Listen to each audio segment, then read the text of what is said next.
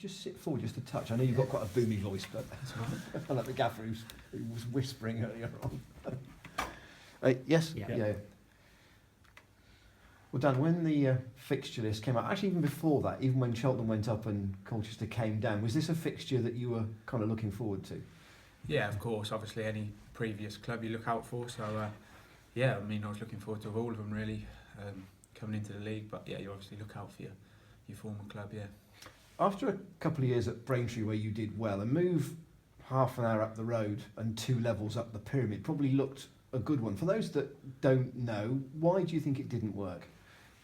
Or the manager change within about 5 games, I think, when I went there, and then it was the youth team manager took over, and he wanted his own spin, which happens in football, his own players. I wasn't his player, and he didn't want me there, so I just went out on loan and wanted to play games. I didn't want to sit around, so it happens in football. Was there any thought that you could have convinced Tony Humes that you did have a future there, did you think?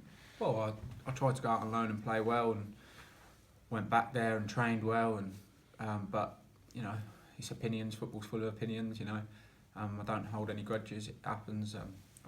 Hopefully, I'm just trying to prove to everyone that I'm a good player. Obviously, every game, so it doesn't really matter who thinks it. Just got to prove it to yourself, really. Do you think you've developed into a better player in the 2 years since you signed for Colchester? Since I signed? Well, as in, it's 2 years since you signed for them. Oh yeah, without a doubt, yeah. Do you think you're a better player or a different player 2 years on? Yeah, without a doubt. I mean, I'd only ever played part-time football, so and I kept training at Colchester even when I was on loan, and obviously since I've come here, it's a whole different level of I'd say professionalism here than anywhere I've ever been. So this club's helped me more than anything. And at 26, did you feel that it's not a last chance, but it's certainly a second chance that you've deserved because of the goals you've scored elsewhere? I mean, yeah, I think, you know, if you score goals, you will end up where you're going to end up. I think if you dedicate yourself every day, you're going to end up whatever level you're going to end up at. You know, I come from literally the park when I was 19, so you know, I'm sort of proud where I am, but obviously as a footballer you want to keep moving anyway. You've watched a lot this season. You've been involved in the last 4 matches. What do you think you've taken into those 4 games that's helped you, having watched the last dozen or so beforehand? I mean, it's difficult. Obviously, when you're watching games, you think it's different when you're playing. But you know, I'm just really focusing on getting my fitness back and my full sharpness back. You know, I was thankful for the gaffer keeping me on the pitch on Saturday and trying to get 90 minutes in. But I still feel, you know, I can be sharper. But I think that'll just come with time and, you know, the way we're playing, and felt sharp against Crewe, and you know, it's just building myself back into it. If the gaffer gives me that chance, and hopefully I can repay him. The goal at Crewe was like rolling back to last season, wasn't it? Oh yeah. You know, I think it's just sort of instinct as a striker. Whether you score a few goals that seem to be the same or not, you don't really care how they go. Just to point about the sharpness, Aaron Downs looked sharper 4 or 5 games in after his long layoff. Do you expect that maybe when we get to Exeter, Morecambe, Barnet Boxing Day, you'll have benefited from having some minutes? Yeah, I think you're always going to benefit when you've been out from injury from minutes, especially as I didn't have like 3 weeks before I played or whatever, just one or 2 days. But you know, I need to be fully sharp tomorrow.